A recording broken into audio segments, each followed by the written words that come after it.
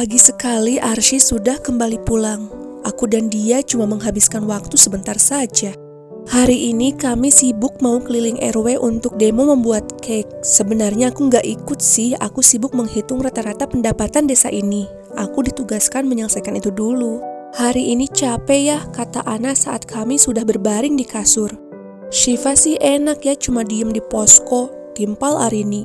Hei, aku juga capek. Pusing banget tadi beberapa kali salah hitung, sampai harus beberapa kali cek balasku. Fa, lihat deh foto baru Kak Arisha di IG, kata Intan yang dari tadi mainin ponsel. Aku membuka ponselku. Di IG-nya Kak Arisha nggak ada yang aneh kayaknya. Dah lihat, tanyanya. Udah, tapi nggak ada apa-apa. Dia post foto cincin, baca captionnya, begin again. Terus emot patah lope-lope. Menurutmu siapa yang ngasih? Pasti Dava kan? Sepertinya Dava sudah melamar Kak Arisha ya, kata Intan tersenyum. Benarkah? Apa iya Dava sudah memutuskan untuk memilih Kak Arisha? Mungkin ini tak seperti yang kita pikirkan, ucapku mencoba menyedapkan hati Intan. Aku berpikir itu cuma mimpi, kalau tak seperti yang kupikirkan berarti itu nyata, jawab Intan masih dengan senyumnya. Cengklek, tidur sajalah, aku tak bisa membalas kata-katanya. Apa yang aku katakan sepertinya tak bisa membuatnya lebih baik. Keesokan harinya, kami libur dari melakukan kegiatan yang berhubungan dengan program kerja. Lega sekali rasanya bisa istirahat. Sejak siang tadi, Intan keluar rumah entah kemana. Mungkin mau menenangkan diri, wajahnya murung sekali. Sepertinya pengaruh semalam. Iseng-iseng kumainkan ponselku. Ada yang berbeda di IG-nya Dava. Dia mengupload foto Kak Fatia. Ini sesuatu yang mengejutkan karena ini pertama kalinya. Aku tak pernah melupakanmu. Aku sudah memutuskan untuk menghapus semuanya. Menghapus foto-fotomu bukan berarti menghapusmu dari ingatan. Aku hanya ingin menghargai perasaanku padanya. Perasaannya padaku tiada sepertimu. But what? Mungkinkah maksudnya dia akan memulai hidup baru dengan Kak Arisha? Mereka benar-benar akan menikah. Bukankah Dava juga suka Intan? Jadi pada akhirnya dia tetap akan memilih Kak Arisha. Syifa, seperti apa dia? Serga Rio mengagetkanku. Hah? Maksudmu? Aku tak mengerti. Orang yang Intan sukai, seperti apa dia? Apa kau mengenalnya? Tanyanya. Kau tahu Intan suka seseorang? Tanyaku kaget. Aku tak bodoh, Fa. Aku bisa lihat. Untuk pertama kalinya Intan jatuh cinta. Tapi mungkin cinta pertamanya itu tak akan terbalas. Orang yang Intan suka sepertinya menyukai orang lain. Menyedihkan ya. Kau sendiri, orang yang kau sukai menyukai orang lain. Apa yang akan kau lakukan sekarang? Aku akan menunggunya menyukaiku, jawab Rio. Rio, soal janjiku padamu, aku bisa dengan mudah meminta restu orang tuaku. Tapi aku tak bisa meminta Intan untuk menyukaimu. Aku mengerti, kami berdua dia melayan perasaan masing-masing. Intan, Rio, kuharap kalian bisa segera menemukan kebahagiaan kalian. Sudah 3 hari sejak itu, Intan terlihat berbeda. Meski dia tersenyum, tapi dia tak seceria biasanya. Berkali-kali dia bilang akan baik-baik saja. Tapi nyatanya dia hanya pura-pura baik-baik saja. Dia juga lebih sensitif dari biasanya. Dari kejauhan, kulihat Intan sedang mengobrol dengan Rio. Entah apa yang mereka bicarakan. Mereka duduk di pinggir sawah, berdekatan dengan tempat kami parkir motor. Oh iya, kami sedang di sawah sekarang. Sawahnya ditanami ikan. Hari ini ikannya dipanen. Jadi aku ikutan mau nangkap ikan juga. Lumayan jauh dari posko sih. Tapi demi pengalaman menyenangkan ini, kami pun rela datang juga akhirnya. Saat sedang asik menangkapi ikan, aku mendengar suara teriakan Intan. Beberapa orang sudah berkumpul di sana. Aku segera menghampiri. Intan, kenapa? Aku segera mendekati Intan yang terduduk berlumuran lumpur. Sepertinya dia terjatuh. Aku mau membantunya bangun, tapi dia mengaduh. Sakit, Fa, adunya. Sabar, Tan. Hei, siapapun, tolong ambilin air bersih dong, teriakku. Ada ibu-ibu yang menyerahkan sebotol air bersih. Aku segera membasuh wajah Intan dan mengelapnya menggunakan kerudungku. Kemudian aku membasuh kakinya. Berdarah. Ada beling menancap di telapak kakinya, menembus kaos kaki. Ya Tuhan, apa yang harus kulakukan? Aku mau membuka kaos kakinya, tapi aurat, banyak pria di sini. Ini orang-orang di sekeliling kami, entah apa yang mereka pikirkan. Kenapa hanya jadi penonton saja? Rio, kau anak kesmas kan? Tolong bantu aku, teriakku pada Rio. Apa yang harus kulakukan untuk menolongnya?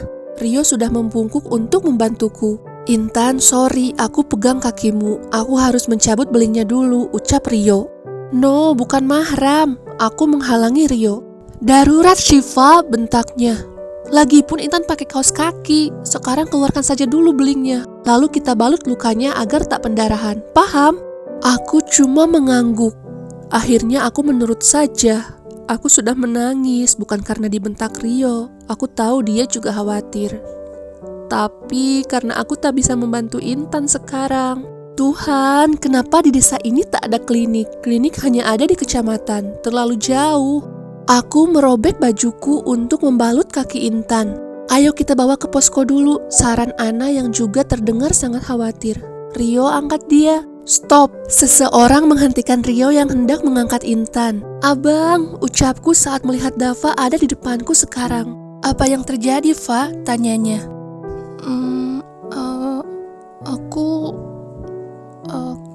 Aku... Jawab Ashifa, jangan menangis. Apa yang terjadi padanya? Bukankah kalian selalu bersama? Tanya Dava lagi.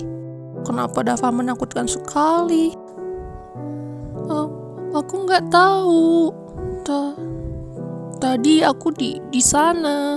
Aku lihat dia ngobrol sama Rio. Setelah itu Intan teriak.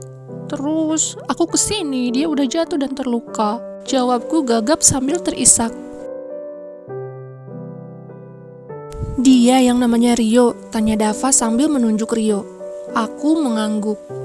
Dava mencengkram baju Rio. Apa yang kau lakukan pada anak ini, Tanya Dava dengan marah. Aku semakin panik melihat Dava begitu. Abang, sudahlah, Intan terluka sekarang, teriakku pada Dava. Dava, hentikan, Arsy datang. Kita harus obati Intan dulu sekarang, sepertinya lukanya dalam. Dava melepaskan Rio, lalu dia membuka jaketnya dan menyarungkannya pada tubuh Intan yang basah kena lumpur sawah. Kau bawa mobilku saja, aku nanti nyusul sama Syifa, ucap Arsy. Sayang, bawa kunci motor Intan, arah Arsy padaku. Aku yang masih panik mengambil kunci motor dari saku Intan. Dengan tangan bergetar aku menyerahkannya pada Arsy, lalu dia memelukku erat. Dava mengangkat Intan membawanya ke mobil, kemudian pergi menuju posko. Sudah, gak apa-apa, jangan khawatir, kata Arsy menenangkanku. Intan sekarang sedang diobati oleh Kasara. Kaget juga ada Kasara di sini. Aku lupa kalau lusa program pemeriksaan kesehatan gratis akan segera dimulai. Proposal kami sudah diterima. Itulah kenapa Arsy dan 5 orang dokter lainnya ada di sini sekarang. Aku pikir mereka akan datang besok. Tapi dari sekian banyak dokter, kenapa Kasara yang terpilih? Syifa, apa kau sedang cemburu sekarang? Lupakan dulu cemburumu itu. Be profesional.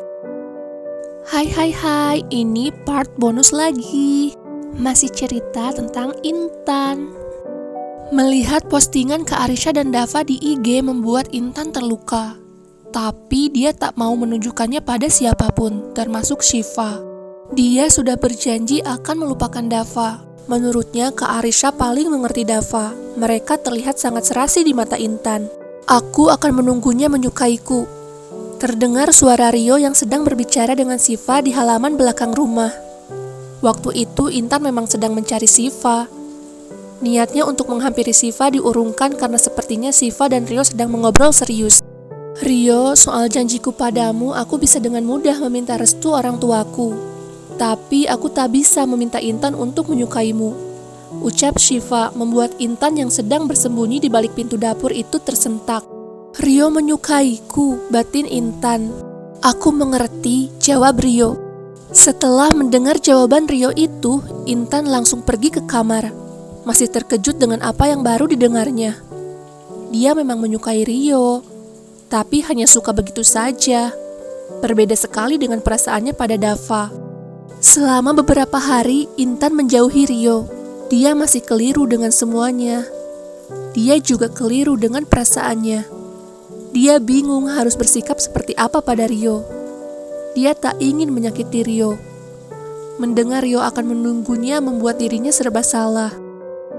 Saat yang lain sedang asik menangkap ikan, Intan lebih memilih duduk di pinggir sawah. Tapi keindahan sawah ini tak bisa membuat hatinya tenang. Intan dikejutkan dengan kedatangan Rio yang tiba-tiba duduk di sampingnya. "Lagi ngapain?" tanyanya. "Kepo," jawab Intan. "Kenapa kau sekarang jutek padaku?" tanyanya lagi. "Biar kau gak suka aku," kata Intan jujur. Dia tak mau berpura-pura tak tahu apa-apa lagi. Dan dia tak bisa memberi harapan pada Rio. Rio kaget mendengar jawaban Intan. Mungkin karena dia tak menyangka kalau Intan sudah mengetahui perasaannya. Tapi kemudian Rio tersenyum lagi. "Aku makin suka malah," jawabnya tenang. "Jangan berharap sama aku," ucap Intan masih dengan juteknya. "Suka-suka aku lah." Sepertinya Rio tak terpengaruh.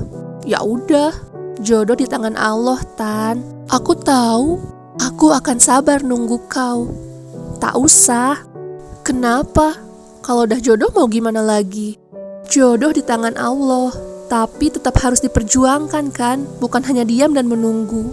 Kalau cuma kau yang berusaha, tapi aku gak berusaha buat kau, apa bisa? Kau nunggu aku, tapi aku hanya diam gak pernah berusaha lupain dia, apa bisa?"